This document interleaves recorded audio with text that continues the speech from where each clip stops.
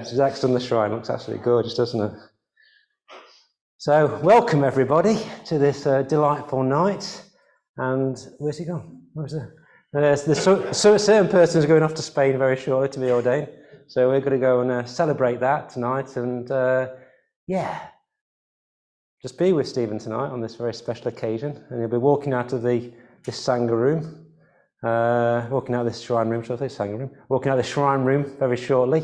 And that'll be the last time you're coming back as Stephen. So, So yeah, we're going to celebrate that. So in the second half, that's what we're going to be doing. We're going to have Paul's going to rejoice and introduce Stephen. We'll have some rejoicings. We're going to have a sit, and we're going to have the Padmasambhava mantra. And so there's a chance for us all to rejoice and make offerings as well. In the first half, what we're going to do, which is not unconnected to Stephen's going away, but we're going to be talking about the refuge tree and the Buddha, and doing the recollection of the Buddha practice. So there is a reason why we're doing this. The next sort of 3 to 4 months at the centre, we're going to do on Sangha nights, we're going to be going through the refuge tree. And how we're going to do that is we're going to have older members come up and mitras, and we're going to talk about what the figures on the refuge tree, what inspires us. So you're going to go and get a bit of a life story, a bit of a connection to the order members or the mitras, what inspires them on the refuge tree. So you're going to get to know the individuals more on the refuge tree as we slowly work through there. At the same time, we've got to get to know the order members more as well. So really looking forward to that. It should be something quite inspirational over the next few months to engage in. But obviously, we're in connection to Stephen tonight. Stephen's taking this very important step of going forth. And so we'll be exploring that somewhat on the refuge tree. So we've got to get a cup of tea involved as well at some point as well. So we've got a lot packing tonight, so we'll try as best to go and get through that. A lot of you will be familiar with the refuge tree. Some of you not so. Hello to everybody online, by the way. How many have we got online? 5. Hello, Emily. We're going to... So there you can see an image of the refuge tree. Primarily it sort of came out of the Vajrayana tradition, and these symbols are very similar across the traditions. So you generally always see the blue sky, and then you see the central figure, and then these sort of animations of figures away from the central figure, moving out from towards that. And there's something about that what it is, they all embody, the central figure is the embodiment of all these figures. So, I think it's about 1992, Bhante and some order members sort of devised a new refuge tree. And so what we have here is something quite... So that, we've got all the figures on there from the teacher, the Bhante at the bottom there with his teachers. We've got the bodhisattvas, the arahants. We've got the mythical bodhisattvas. We've got the teachers, the pastors and present. We've got the jhainas. We've got the Buddha in the middle. So it's quite a packed refuge tree there. Believe it or not, that's quite simple compared to some of the refuge trees. But what's one thing that really stands out on our refuge tree, that the Buddha is right in the focus in the middle there. And there's something about Bhante's primary focus for going for refuge in our order that he considers primary. So the Buddha is there right at the heart of this going for refuge. So it's something that we can lay our heart on, and it's something we go for refuge toward. So this is what Stephen is engaging with when he goes over to Gukkiloka. So there's something about that, for me, the sort of centrality of going for refuge. And at the same time, around more, you've got all these different traditions. So you've got sort of Mahayana, Theravada, Jnana, lots of teachers from the Zen or different schools. You've got this real myriad of sort of figures in the refuge tree. And again, that's something that Bhante in our order, we sort of, our ecumenical approach to Buddhism, that we've got this sort of wealth and depth to our, to the tree. It's absolutely wonderful. So in some ways, there's all different ways that we can go and connect with the tree.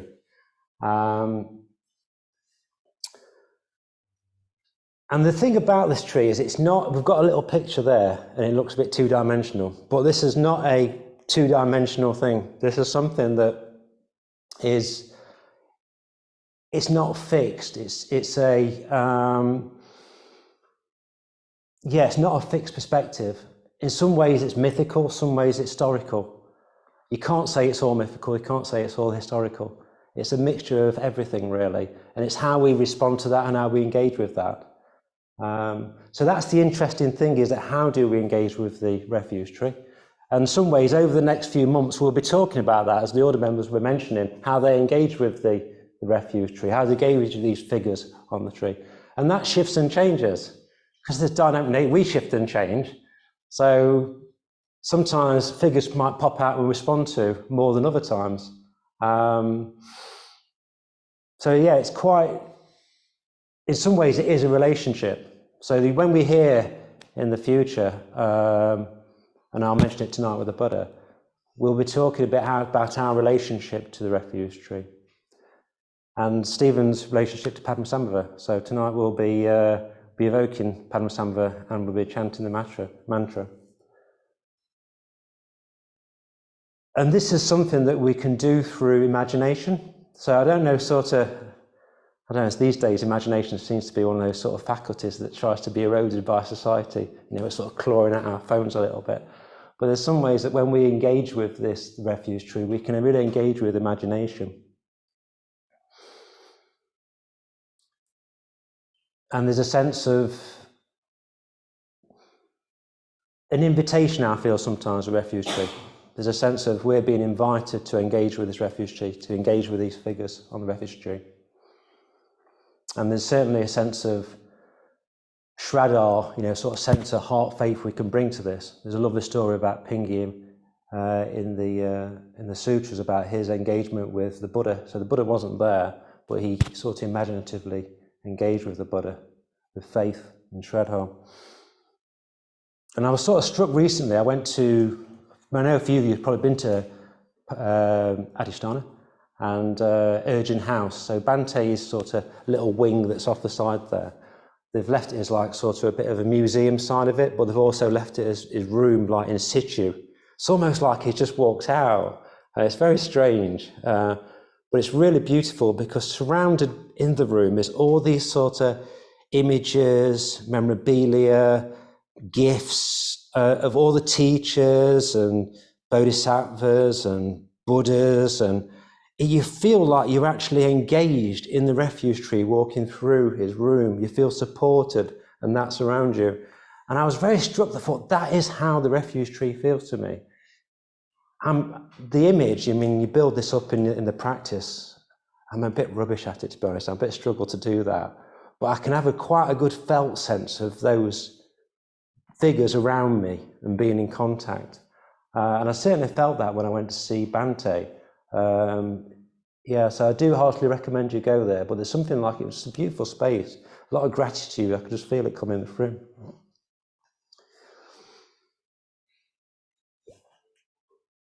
I've got to keep my eye on the time because we're going to be running a bit close. We're going to be engaging with that refuge tree over the next few months, but I'm going to go and all I'm doing tonight is giving you a very whistle-stop tour of this. So in some ways, by the end of the 3 or 4 months, after we've all been to the Sangha nights and looked at it, we'll get a sort of more fuller picture of what the refuge tree is and the individuals on that there. And certainly we can go and support ourselves by doing a bit of the old reading. So there's an excellent book by Vasantra, Meeting the Buddhas. There's the new book by Nagabodhi on Sangha, The Boy, the Monk and the Man. So you certainly go and get a sense of I mean, I've read this, and the sense of Bante's going forth and going for refuge to the Buddha is so strong in this. It's really inspirational, very moving. And there's also the Teachers of the Enlightenment book, which I've not got here, which again, that is sort of goes through all the individuals of the refuge tree. We won't be able to go through all of them because there's too many, but I recommend obviously supporting, these books help support that. So I'm going to talk a little bit about the Buddha tonight. And I mean, it's like, I could have like 10 weeks talking about the Buddha, couldn't I? And I'm not going to do the historical life story of the Buddha. I think you've all heard that enough. But what I'm going to talk about is how the Buddha inspires me. And this is a little bit like probably the theme of what is going to happen, is that how does these figures inspire us to practice?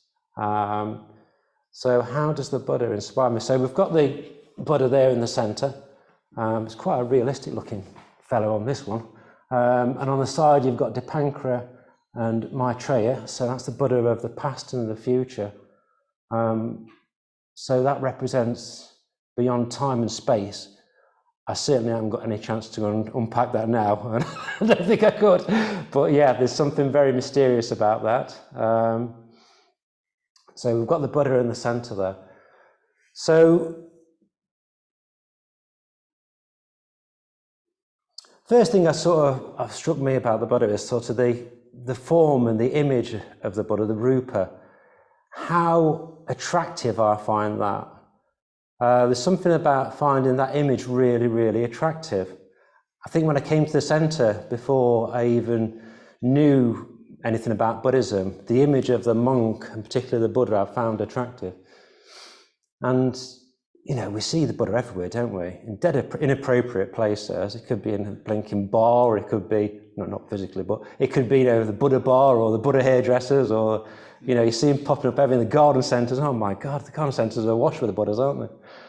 And there's something about that, even just me having rupas around the house, even when I'm in the house and I'm engaging with things, is that I feel like the Buddha's presence or the atmosphere is altered by that, just by having that rupa and that form there. So there's a sort of connection there that just sort of, it's just so beautiful. And in fact, one time I used to go and make dentures for people. This is a bit weird, and I used to make it mobile dentures as well, which is even weirder than making dentures. So I used to go around to people's houses and make dentures.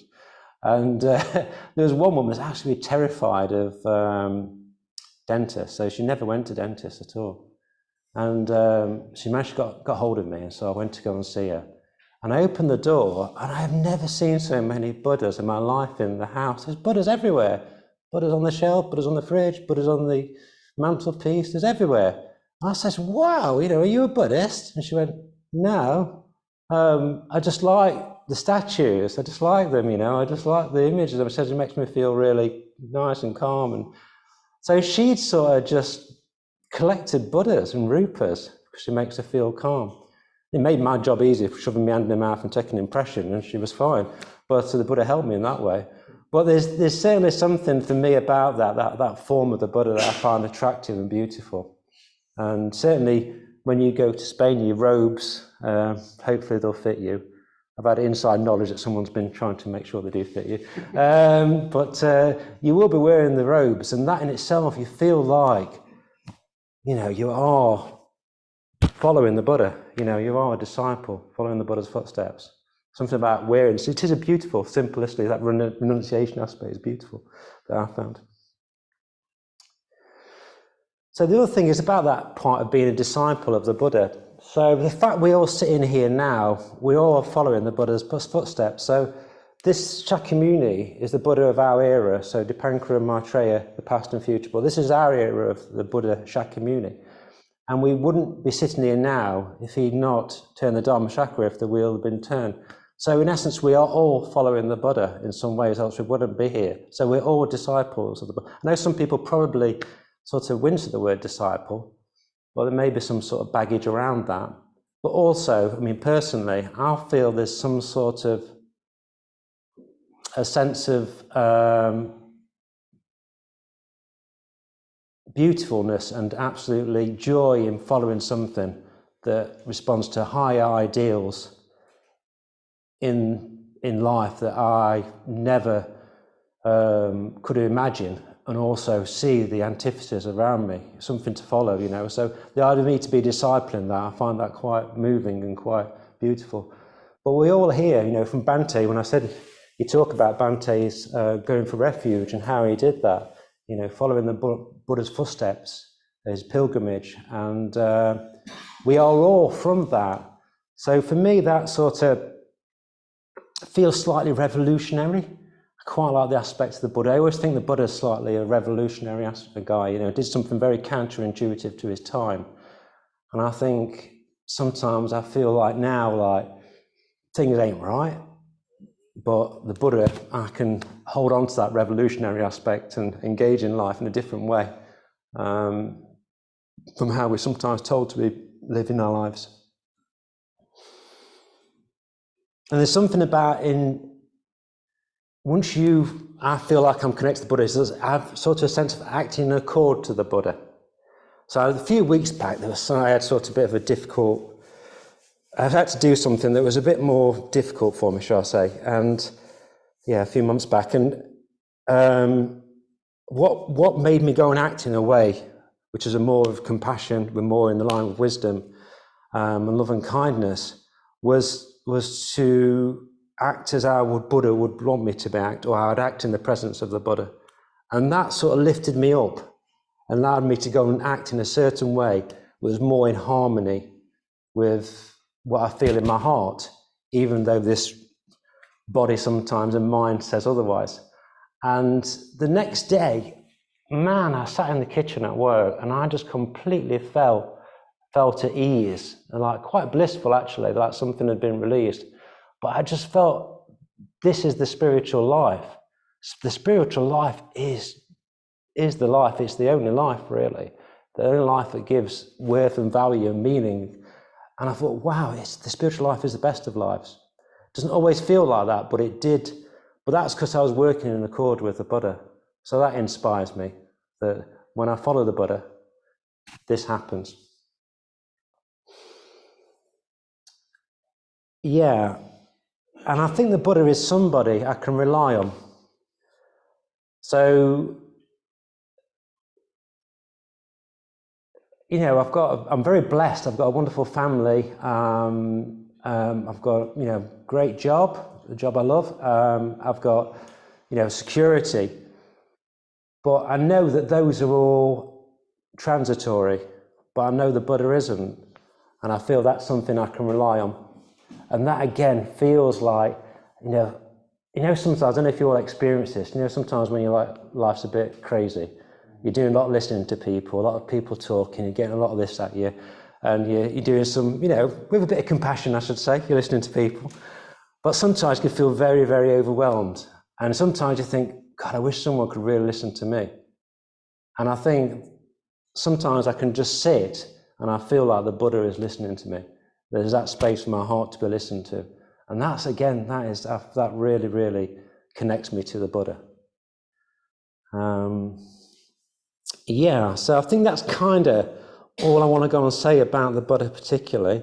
So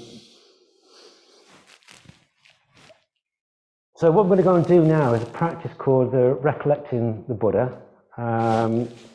So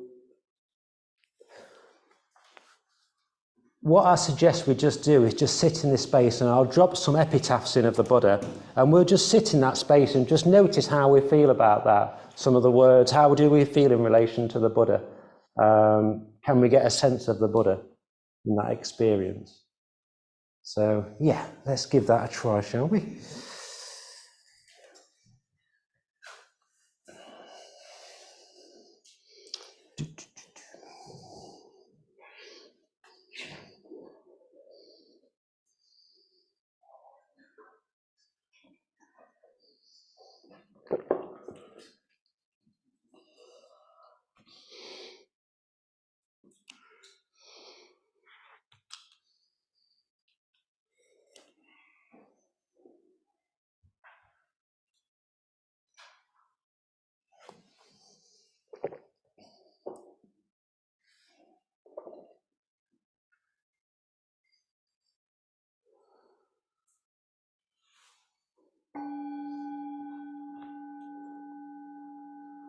So let's just settle down.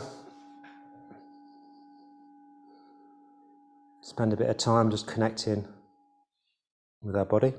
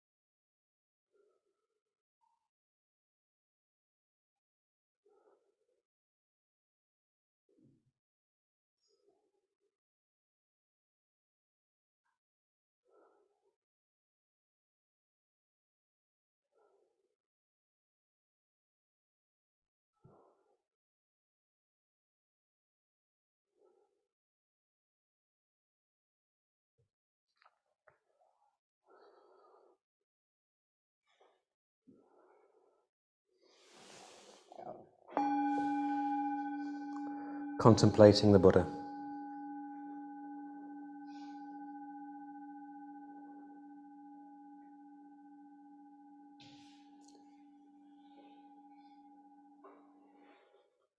Itipiso, he is like this.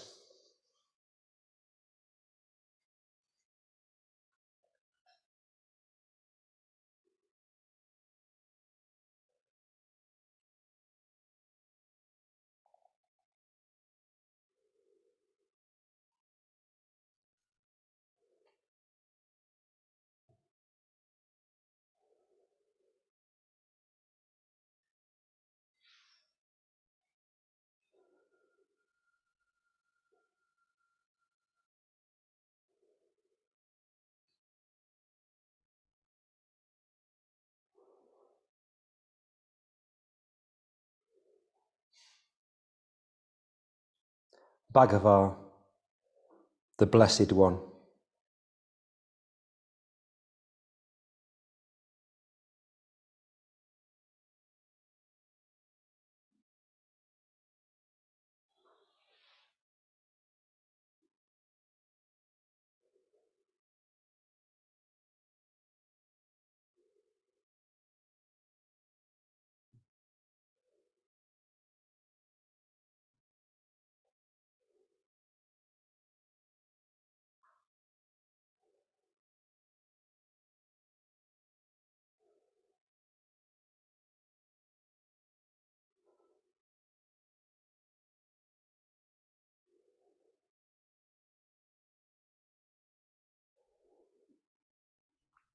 Richly endowed with all the positive spiritual qualities.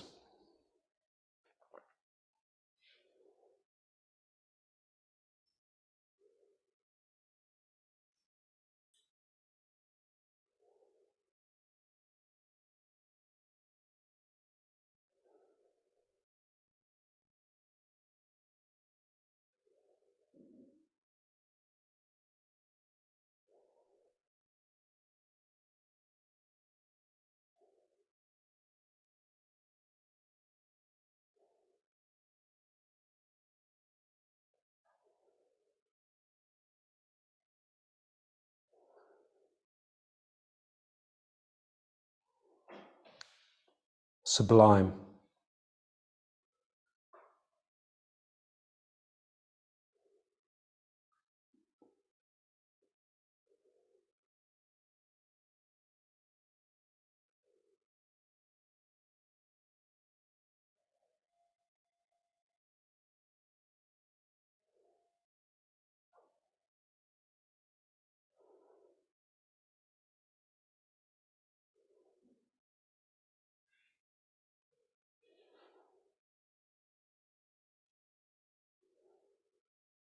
Arahant, the supremely worthy one.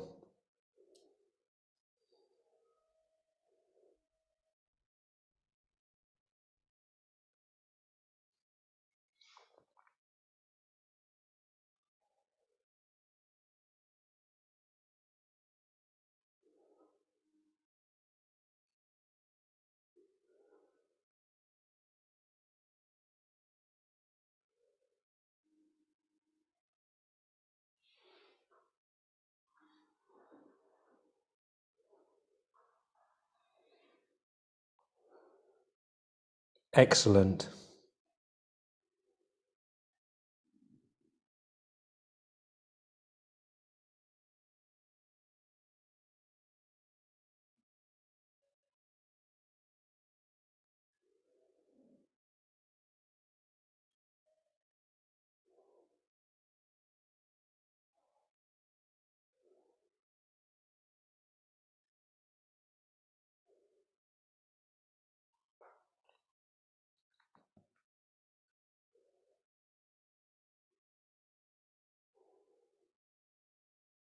Completely free.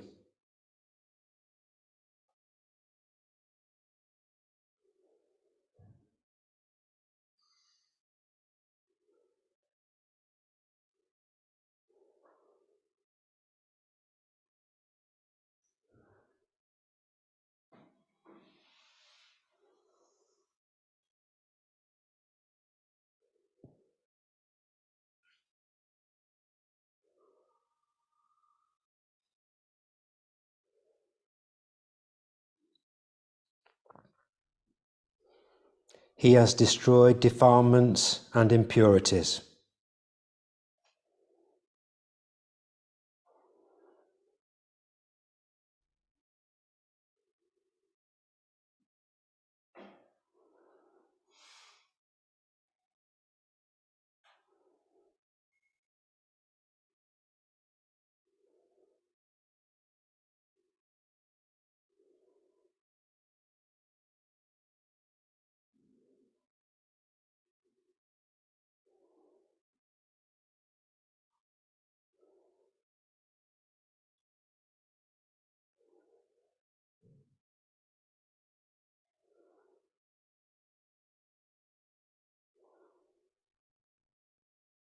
Samma Sambuddho, holy and perfectly enlightened.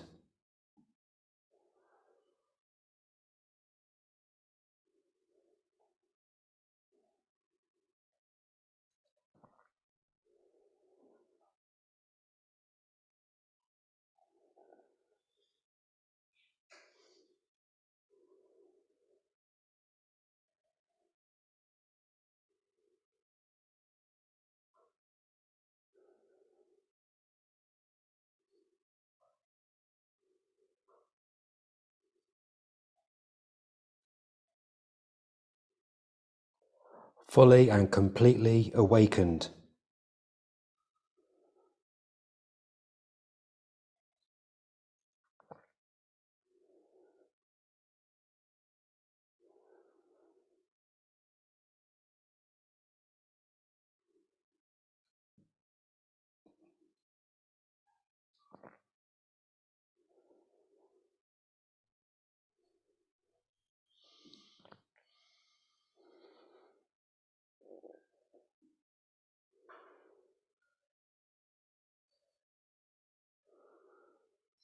Whose understanding is complete.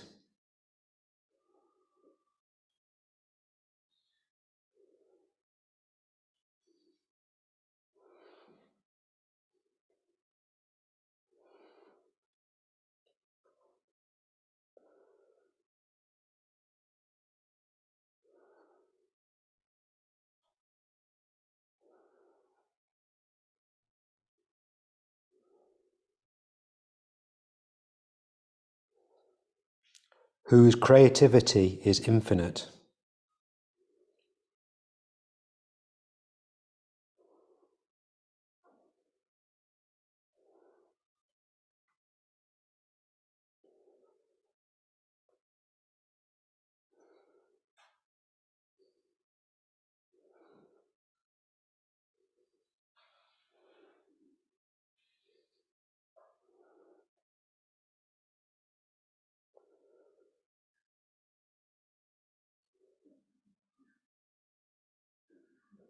Vijar Charano Sampanno, equipped with knowledge and practice.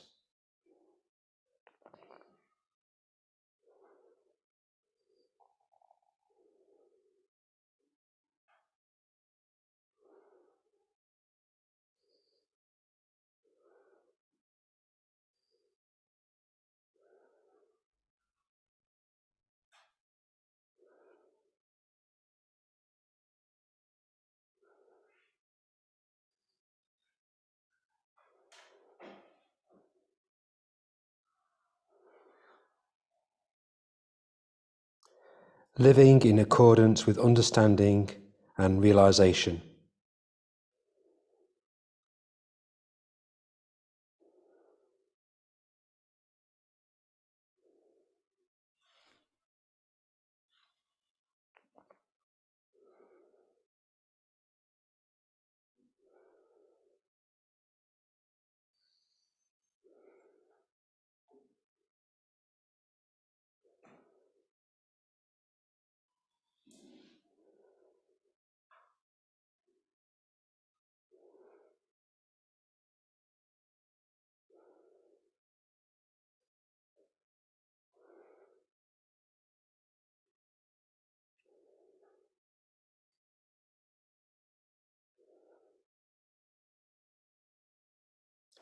Fully exemplified his inner realization.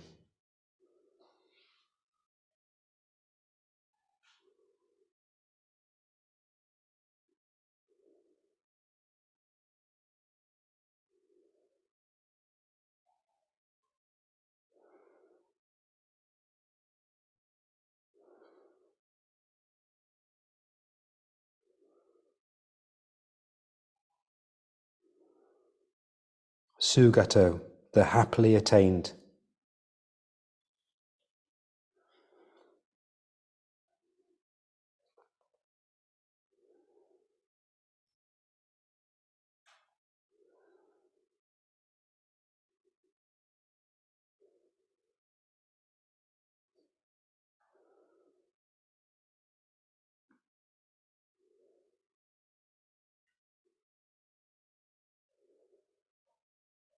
The happy one.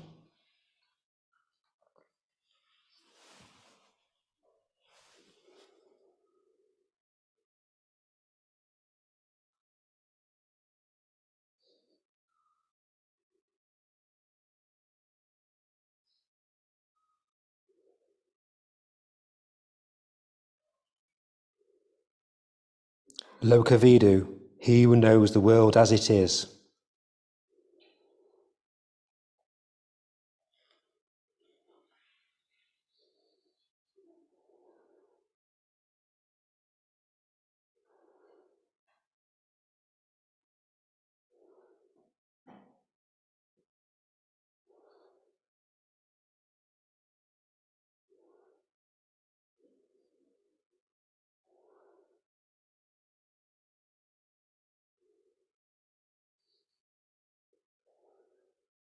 He who has seen through conditioned existence.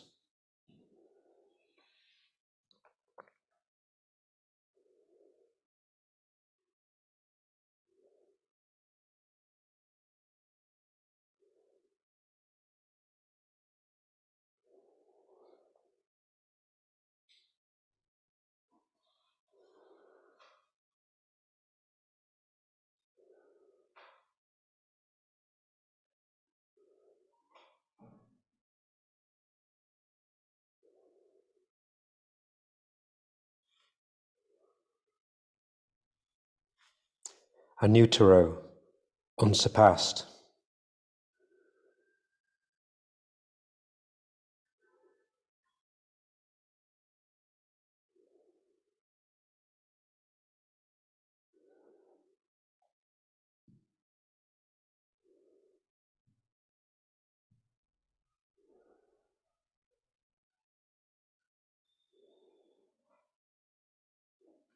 The highest.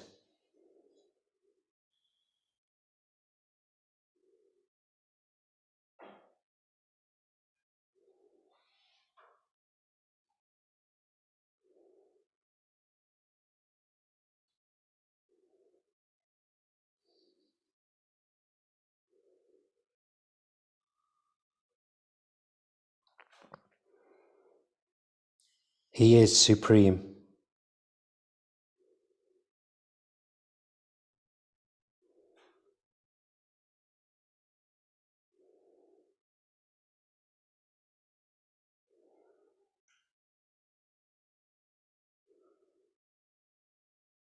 Incomparable.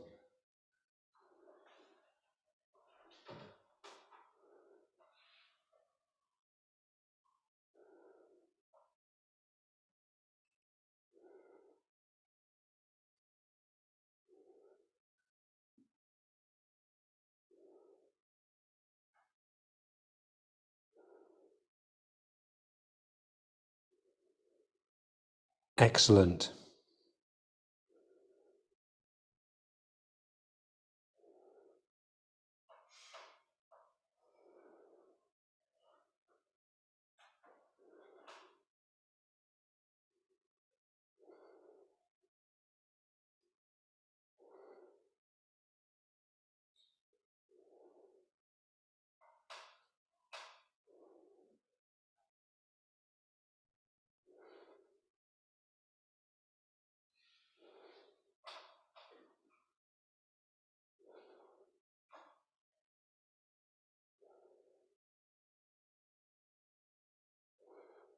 Leading others on the path of restraint.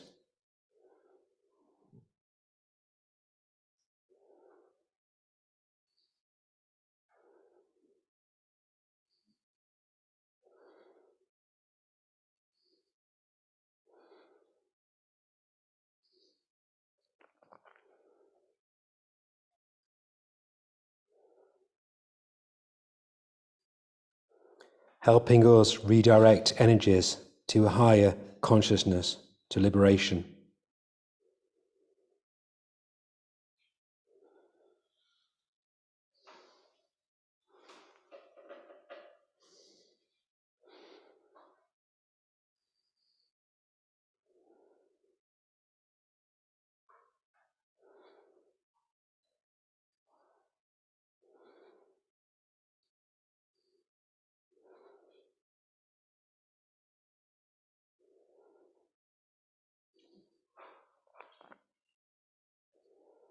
Satar Deva Mansuman, teacher of gods and humans.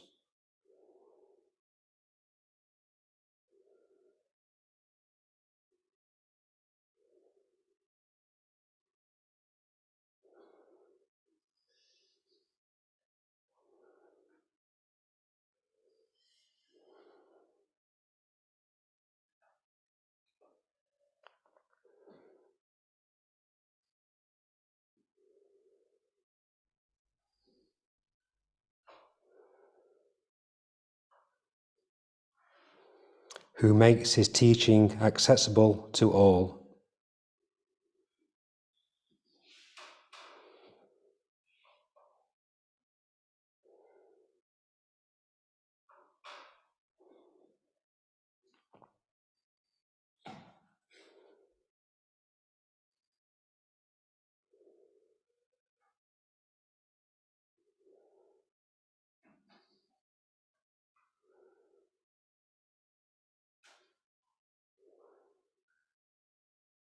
Buddho, awakened.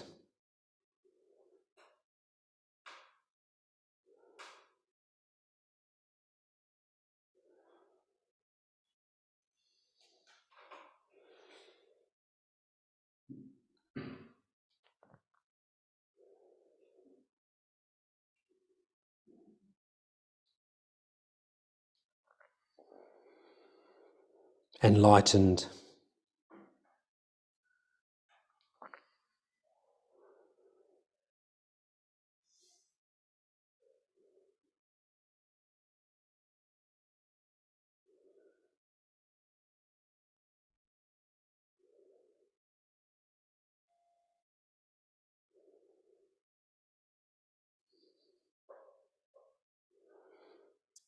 Wise.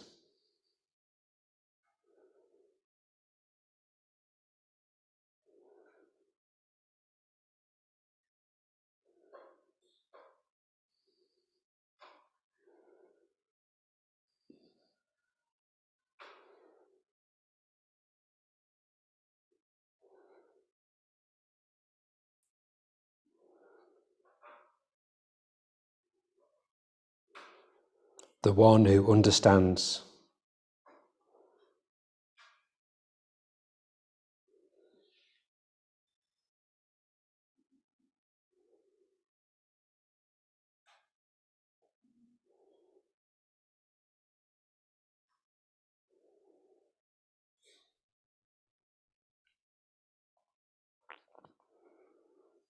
Bhagavati, the Blessed One.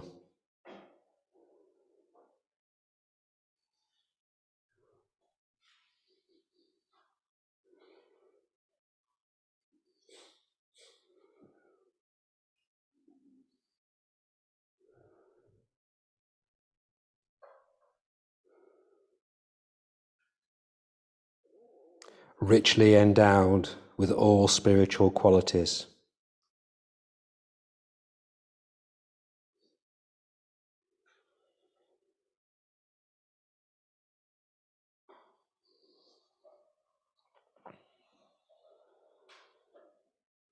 Sublime, he is that.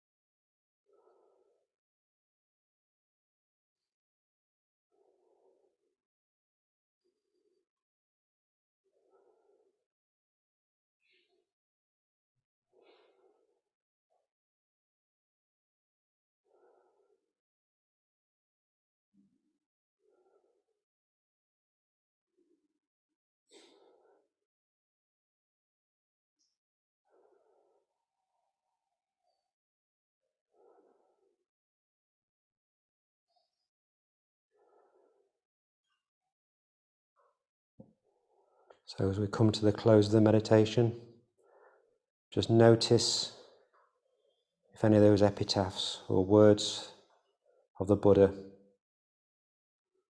you connected with.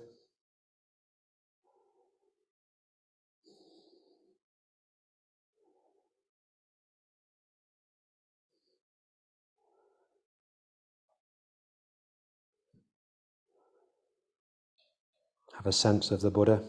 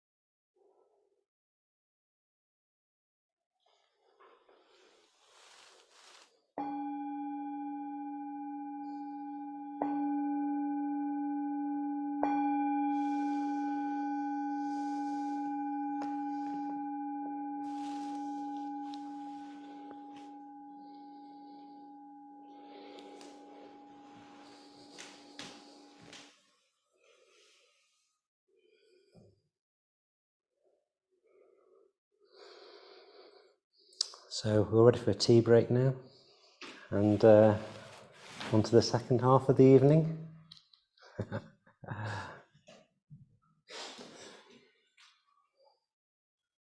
What time do you want us back up? Paul, where are you, Paul? Hey, how'd you get there? 22. 22. The latest. Yeah, the latest, yeah.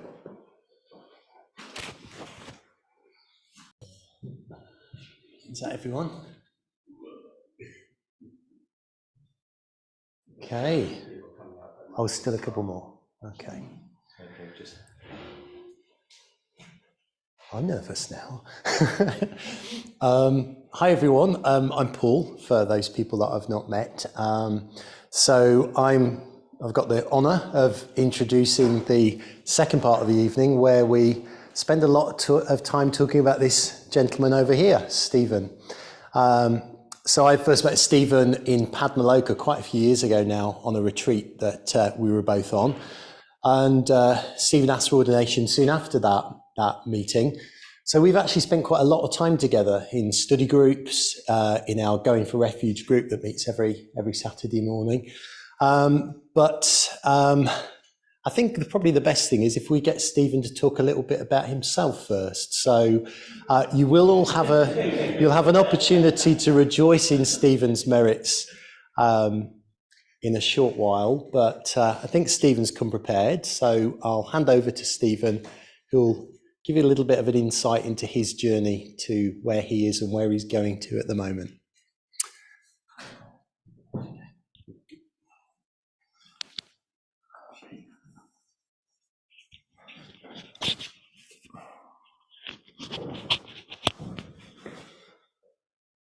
Okay, so everybody hear me okay in the room, and everybody okay hear me online? Yep. So thanks very much, Paul, for that. I was feeling really calm until this point. Yeah, I've come prepared. I watched Vanessa's, so I thought it'd be quite good to actually put something in paper, as opposed to ad lib. I think I've got about 10 minutes. I'll try and keep it to 10 minutes. Probably written enough for a week's retreat, knowing me. So, but first of all, I want to really just begin by thanking everybody who's made this happen. So my thanks to those that have set up the shrine. I believe Zach had a big part in that. So thanks, Zach, and Fran, I think, did the flowers. So who made the shrine, and setting up and organising the evening just to be here, and for inviting this opportunity, because it took me by surprise when Diajiva reached out to me and asked if I would like a sending off from Nottingham. So I was very moved and very touched to be considered for that. I do, as people know, kind of straddle two Sanghas. So as much as I'm involved in Nottingham, I've also was involved in Leicester for a long time as well. And I want to just give thanks for the friendship and the encouragement over the last 5+ years that I've received from everybody that's here, and I'm sure I know there's people that can't make it tonight. So, and the support of both those Sanghas and other Sanghas that have supported me on this journey, because it has been a large network of friends and acquaintances that have supported me through this. And of course, I can't forget the ordination team at Pamaloka, without whom this would probably not be happening. And a special thanks to Stephen Algar, who's here, who's travelled all the way from Colchester, which took me completely by surprise. I was just expecting to see him online. So yeah, thank you for just making the time to be here in person. I really appreciate that. So my ordination journey, as Paul said, started about 2018, I think. Before then, well, it's going to be a bit of a challenge to try and put everything into words, what's happened over 5 years. So that's the first thing, whether it's 10 minutes, 15 minutes or an hour. So I hope what follows gives a taste of my journey, which really feels like it's been a journey from the head to the heart, I think, was the phrase that came to mind when I was thinking about that. That's not too grand a phrase, but that's what it feels like. So I arrived a bit spiritually lost, if I'm honest. Many years ago, some people know me really well, know that I was, very religious background, childhood, etc. And left my Christian background, probably in my early 30s, but maintained a spiritual life as best I could, and arrived really in Leicester, really looking for a meditation group, because I'd been practicing and I found it really difficult to maintain a spiritual life on my own. So I thought it was really important to meet fellow people, and I had gone through a wee bit of a spiritual and personal crisis at that point, and I realised that I really needed that. I'd been looking all over for it and I couldn't quite find it. And long story cut short, I happened to see an advert in our local cafe for a Saturday, and I turned up, and the wonderful Loban, who's sitting at the front here, was there, and Lynn was there as well, and I think there was only about 2 other people or something. But here I am, those years on, and I remember going there, and as I say, I was just trying really to find a group to kind of meditate with, and then a Loban unfolded this story about Buddhism and the Dharma, and I just thought, oh, that's not what I was led to believe, and it seems really like something that I could really put my heart into. So I thought, I'll come along, I'll try it, I'll give it a go. Meditation group, but also sounds like something else that I could be getting involved in. Little did I know I was going to, find a treasure chest of jewels. So I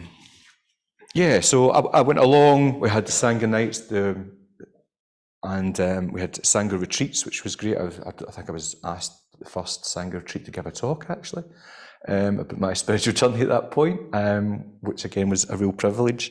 And then I eventually gathered the courage to venture further, and to go to Padmaloka, which for me was a big challenge, because I had my previous spiritual experience had been in an ordination process, was at a seminary, so I'd been used to having all male environments, and it wasn't all positive. So the thought of going to Padmaloka and being amongst a whole group of men again was a bit, oh no, it's a bit daunting. I wasn't quite sure how I was going to get that. And at this point, I just explained, I'm going to assume that people know about the 5 Buddha mandala. If you don't, just ask questions at the end, especially if there's got a white band in their case. They'll be experts in explaining that to you. But I'm just going to make that assumption that you'll understand this. So I taught my journey a bit through that. So I went to Padmaloka, and one of the first things that I experienced was the shrine room. It's the first time that I'd been to a Buddhist shrine room, and it was what I was looking for, and I was kind of gobsmacked when the Buddhist Rupa is massive, and it was just full of all these images and symbols. And the first one that came to me was Akshobhya, so the blue Buddha, for those that don't know. And I had a real visceral response to him. The mudra, the earth-touching mudra, and also when I discovered later on about his vow, the Bodhisattva vow that led to him being Akshobhya, I just thought, wow, a real deep thing was stirring up within me, emotional depths, and I knew that there was areas of my life that still needed to be transformed, because I came along like one of those people that had a very full cup. I kind of came along thinking, I know a lot, I don't know what else there is, but I'm going to come along and see. So I was very full, and I just had to, I suppose the way I kind of summed it up was, I just had to learn the lists. That's what I needed to do in terms of the Dharma. Read some books, learn the lists. I knew how to meditate. I knew how to speak some of the spiritual lingo.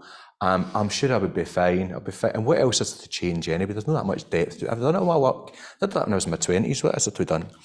However, lo and behold, there was a lot going on. And one of the things was Akshobhya's wisdom is that reflective wisdom of seeing reality as it is. And I thought, yeah, I don't think I've got that mirror mind. Mine is full of ripples and lots of stories and narratives about everything and everybody.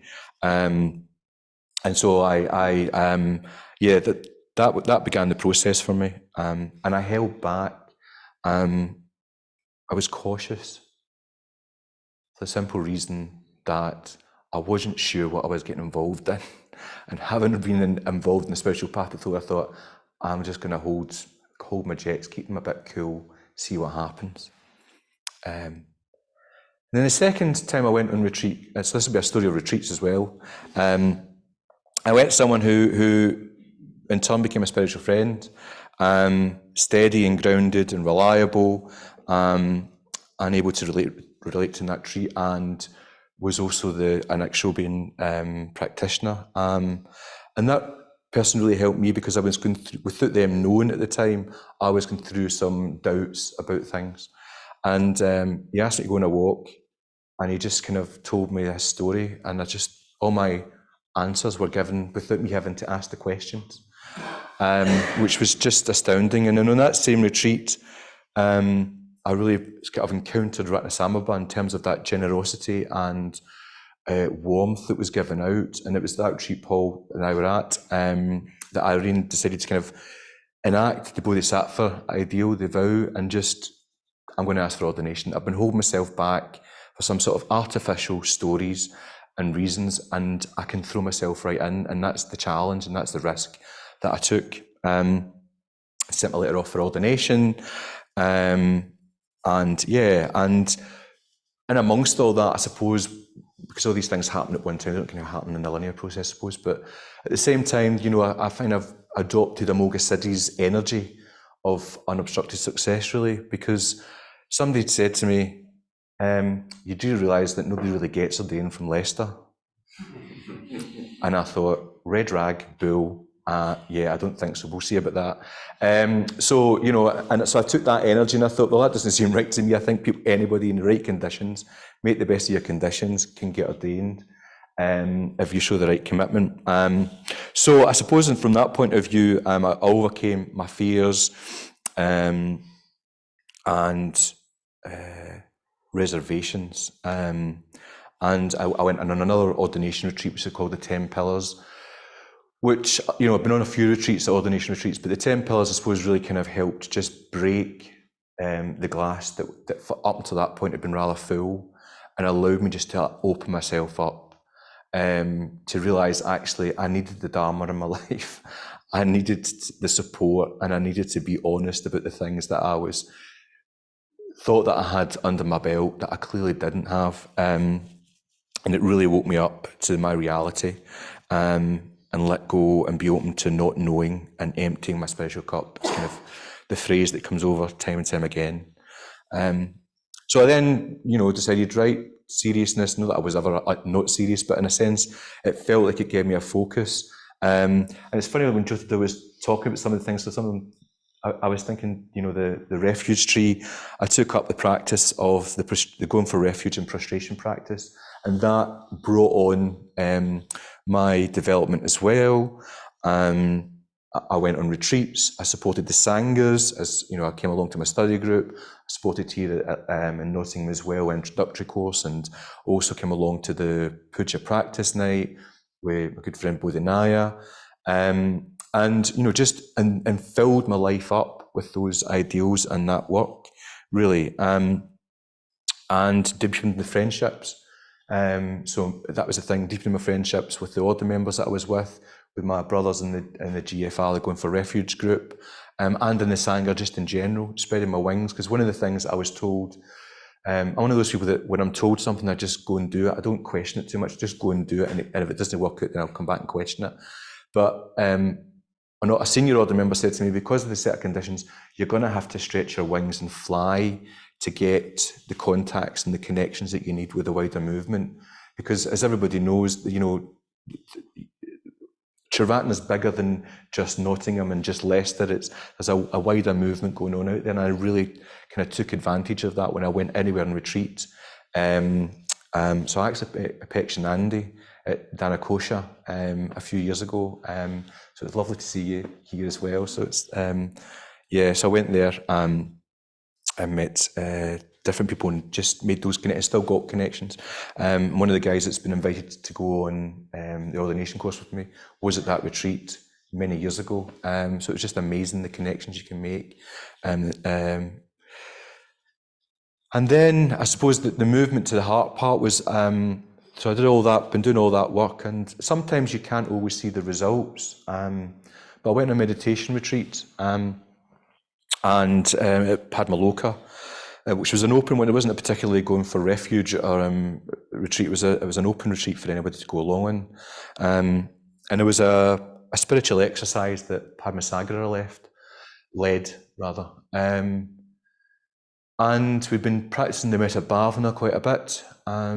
And he asked, the question was, why do you meditate, or why do we meditate? And asked it 3 times. And what the idea was that the first word that came up to you was the word that you were to kind of reflect on. So just drop it into the pool, see what comes up. So I did that. Being as you said, there'll be nothing that will come up that I don't already know. So I did that, and the first 2 words I've not written them down, but anyway, the first 2 words I could make easy connections with. The third one I couldn't. I just said spiritual life, and I thought, I'm not quite sure why that particular words came up. Then the next part of the exercise was we were to walk around the shrine room, and look at all the sort of images that were around, because the shrine room is quite full in Padmaloka, and just stop at anyone that particularly that will speak to you or says something to you. And again, me being me, thought, my buddies are behind me, I've got Akshobhya behind me and Manjushri, I'll just turn round and I'm sure something will jump out at me. But I turned around and the door was shut, they weren't speaking to me, so I thought, okay, I'll venture and see what happens here. So I wandered around the shrine room. For those of you that haven't been, it's quite a big shrine room, and there's just the Buddha Rupas there. And I got to Amitabha, and Amitabha in Padmaloka is the big red Buddha, and then there's in the middle there is another image of Amitabha, which is of Amitabha holding a lotus flower. So I wanders around the shrine room, and I gets to that image, and just suddenly I'm just stunned. I'm just kind of in awe of this image. I've seen it year in and year out, and I saw the image of the lotus and the figure of Amitabha just kind of, just took over my imagination, and it was moving around, and I just was mesmerised for the 10 minutes we were to sit there. And again, I couldn't quite get the connection.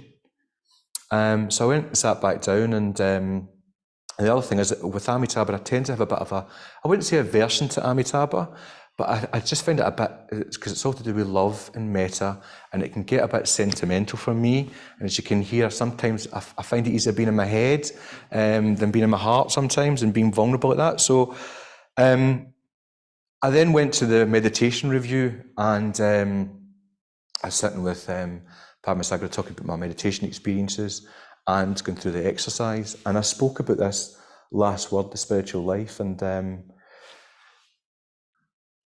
then the image.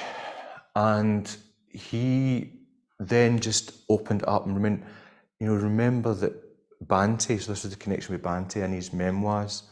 Bhante had a vision of Amitabha with the lotus when he was in a cave, and after seeing that image, that's when he decided for ordination.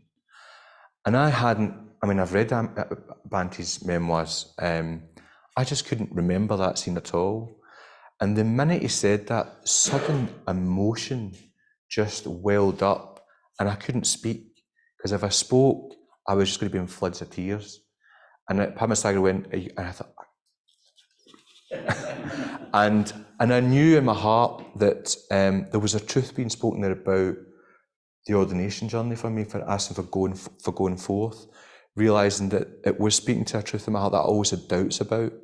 And that night, that for me was a real, a real confirmation. If I was looking for one, that felt like a real confirmation for me. And I was overwhelmed by that experience.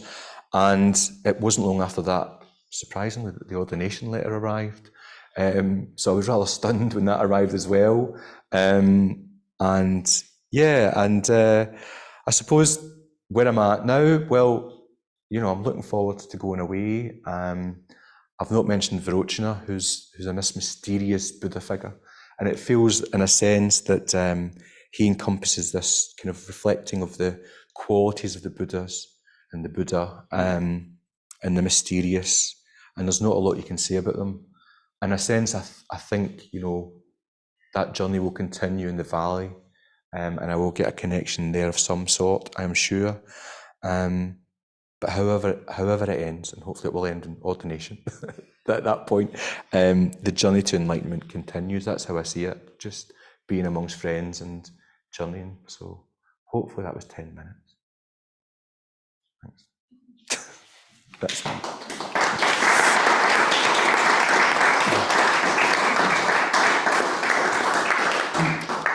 If I can grab the mic up, Stephen. Thank you for that. That was lovely. So I'm now going to invite Zach and Keith to come up and give Stephen a bit of moral support, because this is where the rejoicings begin. So Keith, Zach and myself and Anthony as well, who can't be here at the moment, we are Stephen's GFR group. Well, his final GFR group, I suppose, because it's kind of all done now. Yeah. So we'll make a start, and then we'll open the floor for rejoicings. Don't worry, the book's not full. It's just so I forget something, so I'll kick off. Stephen is incredibly thoughtful. That's where I'll start. He always remembers birthdays. He always remembers when something hasn't gone well to kind of check in with you to see how things are now. I think that's top of my list for Stephen. One of the qualities that I really admire in him. He's incredibly dedicated as well. So you're all aware how he has sort of sat across two Sanghas. Stephen lives in Leicester and has been coming for the most part over to Nottingham twice a week, at least, for study for the GFR group and also for some of the other activities that he's been part of. He mentioned he supported introductory courses and particularly Puja Night as well. So his dedication has been phenomenal. He's very brave as well, something that I have really benefited from, and I think we all have within the Going for Refuge group, because as your friendship grows closer in that type of context, you find yourself going deeper, and Stephen has often gone into areas that are quite uncomfortable, but which have kind of led the way for the rest of us as well. So he's a brave man, and I really thank him for that. I won't say too much about the Leicester Sangha because there's lots of people from Leicester here tonight, so I'm sure they want to say about all the wonderful work that he's done there as well. He's been personally very supportive to me through some very difficult times, which I'm extremely grateful for, and he's also extremely generous. Some of you may know that he ran a half marathon for the Karana Trust, was it? Yeah, about a year ago, something like that. But I think the thing that stays with me more than anything is Stephen's kindness. He's a great dog lover, and if you know, we often get tales of what Baz is up to, and in my mind, anyone who loves a dog as much as that really can't be that bad. So, from that point, bless you, Stephen. I love you a great deal, and I wish you well. I thought Baz for ages. I didn't know who Baz was, and I've never met. I thought it was a secret friend he had, but. I've never actually met him. I've seen pictures of him. Well, I jotted down 3 things, so you'll be glad to hear it won't go on for too long. From what I can know of Stephen, I've got 3 points. Serious ethical practice, holding himself and others to account, and that really leaps out at you during your GFR because, as Paul said, he'll bring up stuff that is really quite hard to talk about.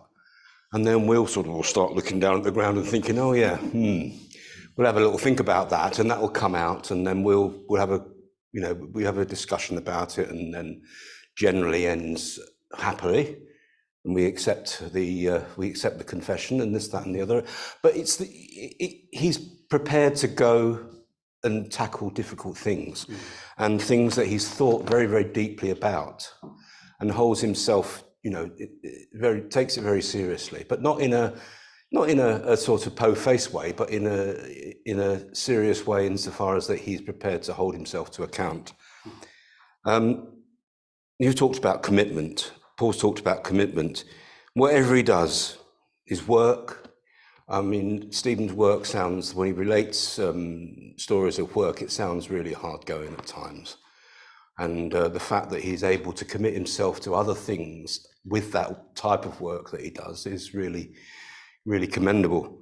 The GFR group, study, so it's just, but it's not spreading yourself thinly. It's not sort of turning up, it's engaging fully in what he does. And I think that's, I mean, we're expecting that to continue, obviously, after ordination. So, you've set the standard, Stephen. And also, the last thing is that he's not afraid to make difficult decisions, again, when it comes to work, and within the Leicester group. It was a difficult decision for him to come. He had to move away to come to Nottingham to study, and then with the everything that's been going on with the Leicester group, there were some difficult decisions to make, but he's made them and he's stuck by them, and I think we can expect that in the future, that Stephen won't shy away from making difficult decisions, because as I say, he takes his spiritual practice and his ethical practice really, really seriously. And I'm moved by what he said about the practices with the five Buddhas, the five Buddha mandala, and I think it's something that, you know, I got inspiration when Vanessa was here, and I think it's going to inspire me to you know, look into that, and I think that will be something that will continue to develop his whatever sadhana you're given. That will be a really interesting way for him to go. So well done, Stephen, and sadhu. Thanks, chaps. There's a few things that come to mind when I was thinking about you, Stephen. The first thing that does come to mind is echoed in what both of you said, which is a very strong grasp of the precepts. Obviously, I've had the joy really of being in a GFR group with you now for about 3 years, and also in a study group. And echoing what Keith has said, there's been a number of times where I've brought something to the group, and then you can see that you just get really stuck in, and it's like there's a joy there. It's not even like you're trying to figure something out. Like, it's just you enjoy thinking about the precepts and you enjoy reflecting about your behavior, and there is a joy there. It's not burdensome in any way. Like, you're just really interested, and that's like, we've all benefited from that a lot in the group. We've had a very good group over the sort of 3 years that I've been involved in it anyway, or maybe a bit longer. And just the other thing is the other thing that comes very strongly to mind is the Bodhisattva ideal. I thought it was really important to put Dr. Ambedkar on the shrine this time, because I know he's been a real inspirational figure for you. But also, Stephen has kind of echoed again, is that it's just given so much time to Sangha building, when he's often been on his own at times and has had to really dig on some very deep resources. And I just think that it's very exciting. It's very exciting to see what's going to happen, because you're going to become an order member and you're going to be able to draw on even deeper resources. And I just think we're very lucky to sort of have another man with a lot of energy, a lot of heart, who is going to contribute and enjoy it. And I'm just really excited to see what happens, really. I think the fact that you're like thinking of taking the Padmasambhava practice is very exciting. I think that's going to be a very potent cocktail. And yeah, it's good. Yeah, well done, man. Where does this go now? I'll do the handing round. I'm not sure if we'll have people online that might want to say a few words. So we've got about 10 minutes max. So if there's anyone that'd like to rejoice in Stephen, I think we might have to keep it quite brief, but any volunteers? Stephen Argo.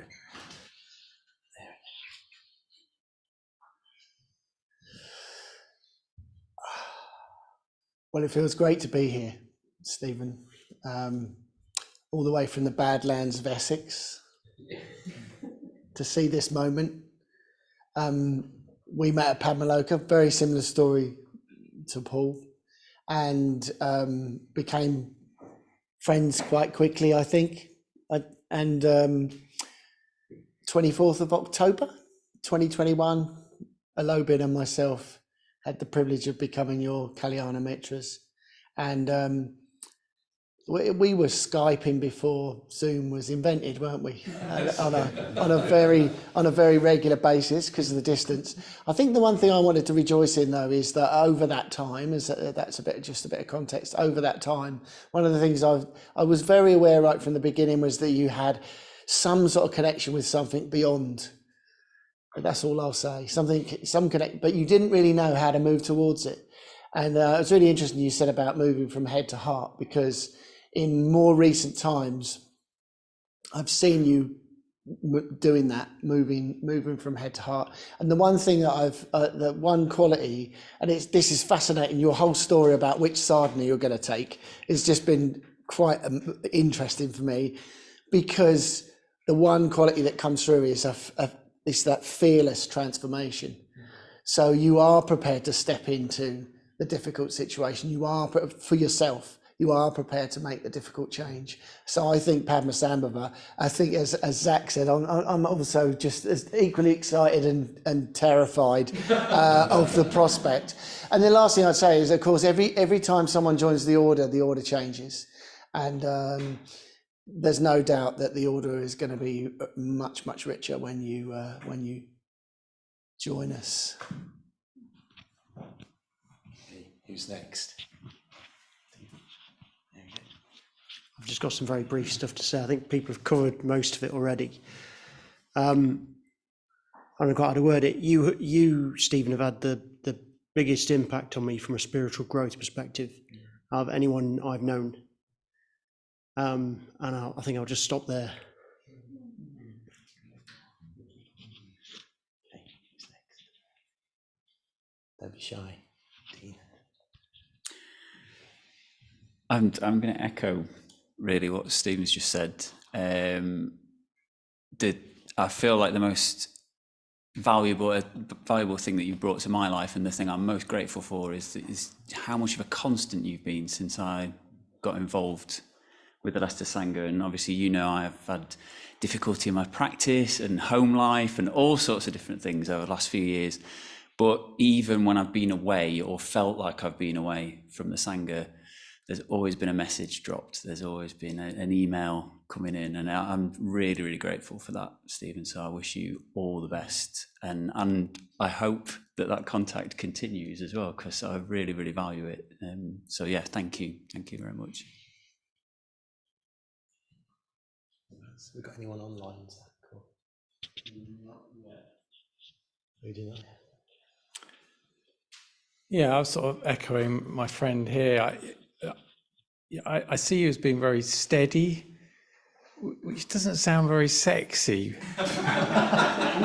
but it's a really fine quality. And, you know, hearing everyone talk now and looking at you, I'm just reminded of the path of regular steps, and you do embody that. And, you were fantastic supporting Puja. You were always reliable, always there, even though you were traveling so far, from Leicester. And, I'm enormously appreciative of the contribution and the stability actually that you brought to the Puja team. Yeah. So.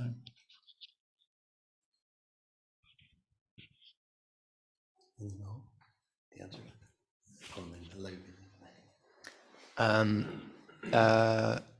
Well, a couple of things come to mind. One is, you're just immense capacity and dedication. I mean, so the GFR, I don't know what time you guys meet anymore, but I used to be in GFR with you. And I think you traveled the farthest. And we used to meet at 8 o'clock on a Saturday morning, and you were always on time, which is amazing. I'm surprised that the just on a transport and logistics level. Anyway, but that's just like one example of like the consistency and energy that you have for spiritual practice. And I always felt that you were really, as the others, like really bringing yourself.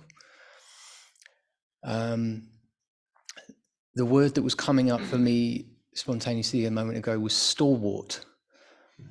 Stalwart. I'm just going to say that. And you're just very caring and very friendly. There's a lot of heart there. I've experienced that myself, and I can see that you bring that to your friendships as well, and that's a wonderful quality. Thank you.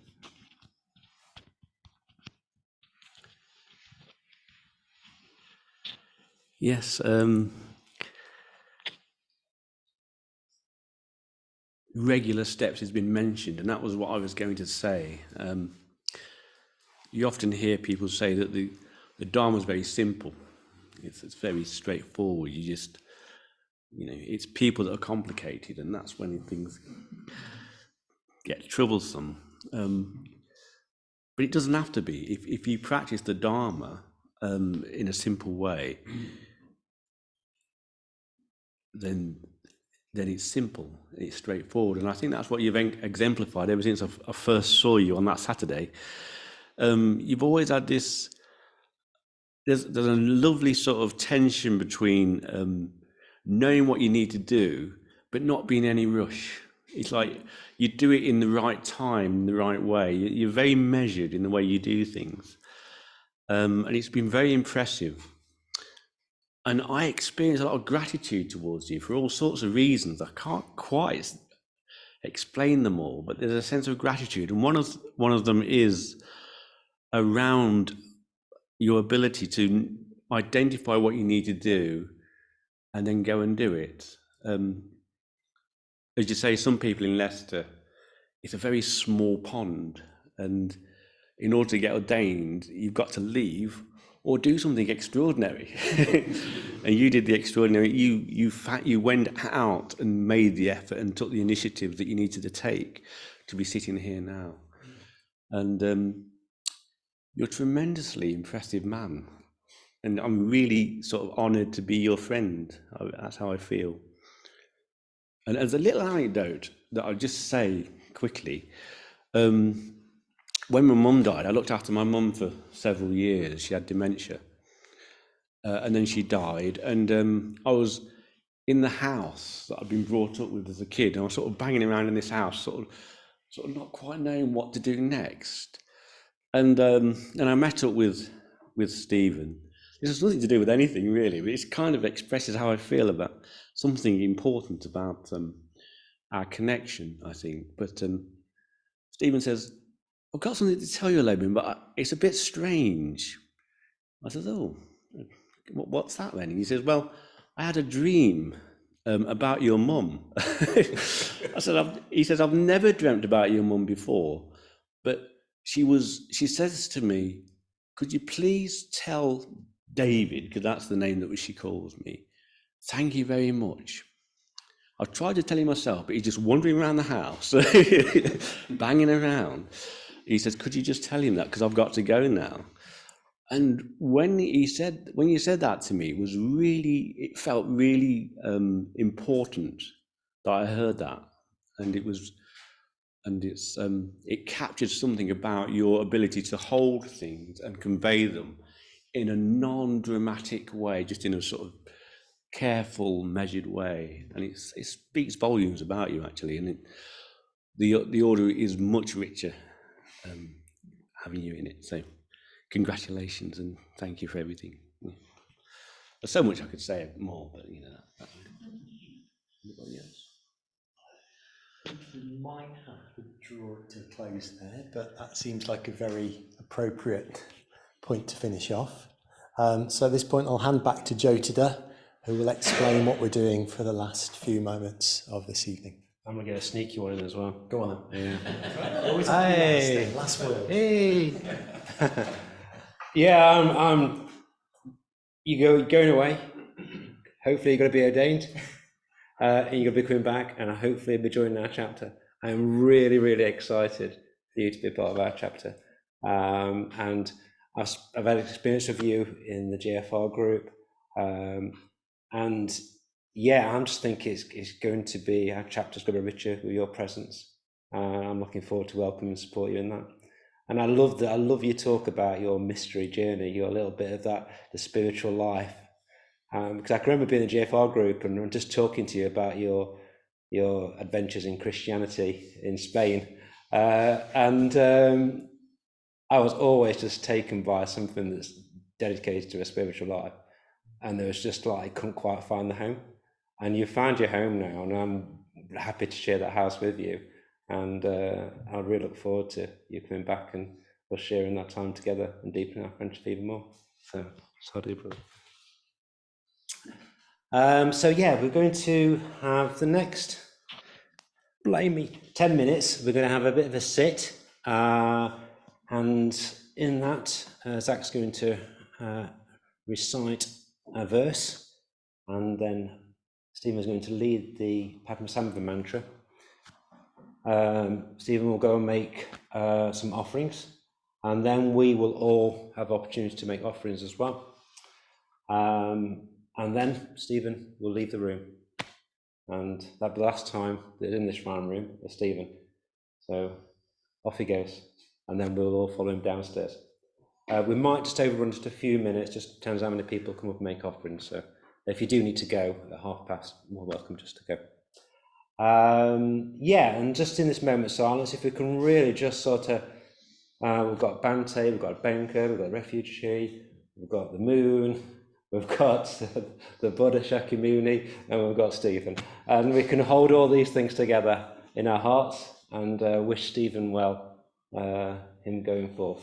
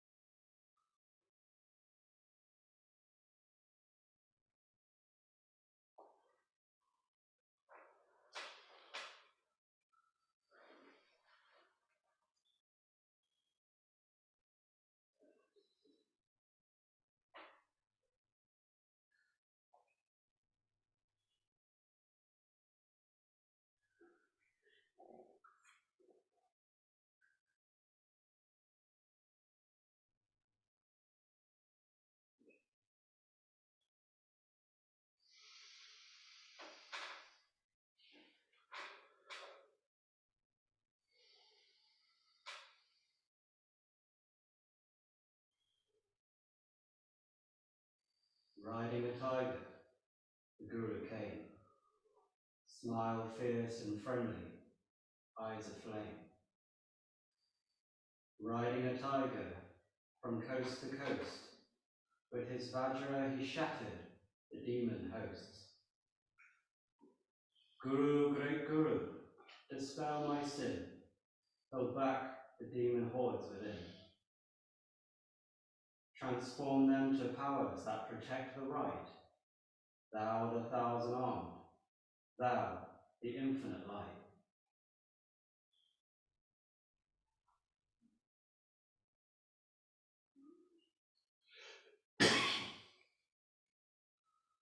Om Ahum Vajaguru Padma Sri Om. Om Ahum Vajaguru Padma Sri Om. Om Ahum Vajaguru Padma Sri Om. Om Ahum Vajaguru Padma Sri Om. Om Ahum Vajaguru Padma Sri Om. Om Ahum Vajaguru Padma Sri Om. Om Ahum Vajaguru Padma Sri Om. Om Ahum Vajaguru Padma Sri Om. Om Ahum Vajaguru Padma Sri Om. Om Ahum Vajaguru Padma Sri Om. Om Ahum Vajaguru Padma Sri Om. Om Ahum Vajaguru Padma Sri Om. Om Ahum Vajaguru Padma Sri Om.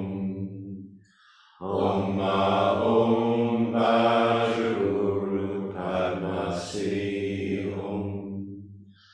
Om Ahum Vajaguru Padma Sri Om. Om Ahum Vajaguru Padma Sri Om.